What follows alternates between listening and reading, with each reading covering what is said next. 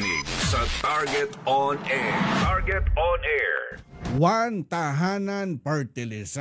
Magandang hapon po Representative Attorney Nathaniel Odocado. At welcome po dito sa Target on Air. At Kong, sa gitna po ng lumalalang tensyon sa Israel at Iran, ano po yung nakikita ninyong kumbaga kalagayan o yung hakbang na dapat pong gawin ng gobyerno kumbaga para po mapanatili yung kaligtasan na nasa mahigit pong 30,000 na OFW dito po sa nasabing mga bansa po, Congressman? Magandang hapon, Rex, and magandang hapon sa lahat ng listeners natin sa DZME. Napaka critical ng issue na to yun ngayon kasi pa-increase po yung tension kahit na may supposed ceasefire. Apa. So, Rex, ang nakita natin kasi inaaral natin not just the statistics but real life account ng mga taong nandun, nakita natin na parang kulang sa sa implementation or clarity on the repatriation plan. Kasi ang nangyari pala, Rex, yung OFW pa mismo or yung mga Pilipino pa naghahanap ng paraan na makontak ang hotlines natin, Apa. ang protocol kung anong gagawin para maligtas sila sa gera or sa tension.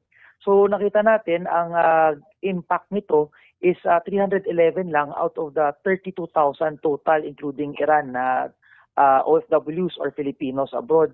Kasi konti lang ang may idea kung paano makahingi ng tulong.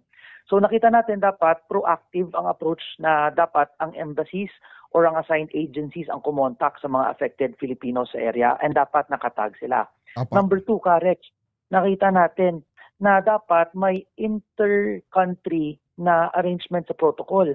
Kasi, Rex, naka no-fly zone ang Iran and Iraq. So, ibig sabihin, ang mga OFW natin kailangan pumunta sa bansa kung saan pwede silang sumakay at bumalik sa Pilipinas. Ang problema nito, Rex, kailangan mo ng visa pag nag-transfer sa ibang bansa. So, ibig sabihin, pipila ka na matanggal, kukuha ka ng clearance, at okay yun kung dala mo ang documents mo. Paano dahil gera na iwan mo passport mo? Mag-aantay ka ng action pa para magkaroon ka ng pass towards that country and lilipad balik sa Pilipinas. Apa. And ang ang Pilipinas lang sa mga few countries na nakikisakay sa ibang eroplano ng ibang bansa or pinapasok sa commercial flights ang mga Filipinos. So itong mga simple things like this, kailangan natin tuunan ng pansin. Alam ko na hindi ordinaryo ang panahong ito at ginagawa ng administrasyon natin ang lahat ng makakaya nila. Pero this calls for heroism also from the government employees na dapat pag-isipan yung mga ganito, paghandaan yung mga ganito, at dapat mapabilis ang pagbalik sa mga Pilipinong apektado ng gera. Apo, at Kong, bali, ano po yung mahalagang aspeto dapat na isama dun sa mga programa nilalalatag? Kagaya po dun sa Department of Migrant Workers at OWA para po dun sa OFW na kumbaga may uwi na nabiglaan, lalo na dun sa usapin po dun sa mga re-employment opportunities po sa bansa. Yes, Rex. I think merong simple arrangement, especially in getting emergency flights, no? Kasi nung time ko na under pa ako sa DOTR, merong mga ganitong arrangement na on-call na nagbabayad ka ng eroplano. Kung kailangan mo lang, ibibigay sa iyo kaagad. Parang mayroon kang binabayad monthly, tapos kung may emergency, magagamit mo anywhere. So ito yung mga simple arrangement na sana nakaprepare tayo. Now when it comes to reintegration, Rex, nakita natin na napakaraming programa ang ating gobyerno. Meron si DOLE, meron si TESDA, merong yung sikat na Tulong Puso. Pero ang problema, fragmented sila. Hindi sila nasa isang lugar lang. So, Rex, nakikita namin na dapat i-centralize ito. Kasi ang pangit naman, Rex, magsasubmit ka ng requirements doon sa Tulong Puso, tapos lilipat ka ng programa, magpapasa ka naman ng bagong requirements. Ang suggestion namin, ang plano namin mag-file ng resolution, na dapat i-centralize ito na pag nag-submit ka, available na sa lahat ng programs for reintegration ang iyong profile.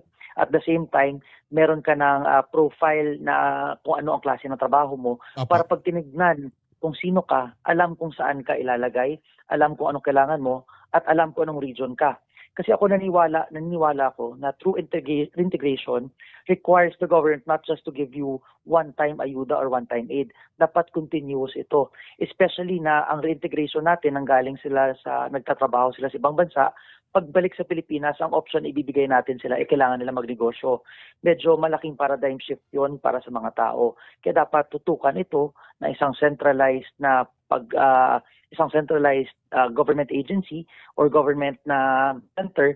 Tapos at the same time, tuloy-tuloy ang monitoring kung nagagawa ba nila ang dapat nilang gawin. Opo, at sa panahon po kasi ng krisis, kumbaga hindi lamang po ekonomiya ang naapekto dito, Congressman. Una, yung OFW, lalo na po yung kanilang emotional at saka yung kanilang physical health. Bali, ano po yung pinakamungkahin ng inyong intervention o serbisyo na maaaring pairalin po dito at masuportahan po, Congressman?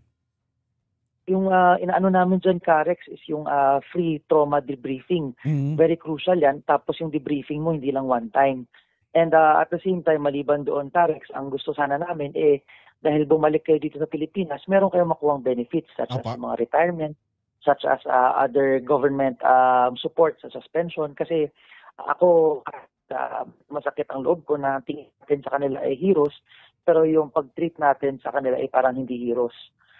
Kita naman natin na pag tumuloy-tuloy itong gera na ito, ang 32,000 natin na OFWs ay mawawalan ang Pilipinas ng around 2.7 billion pesos na remittances every month. So dapat tuunan din natin ang pansin, not just because of war, but also upon the return to the Philippines pag tapos na sila magtrabaho sa labas.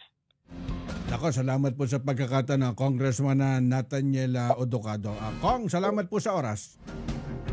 Salamat ka, Rex, and salamat ka, DZME.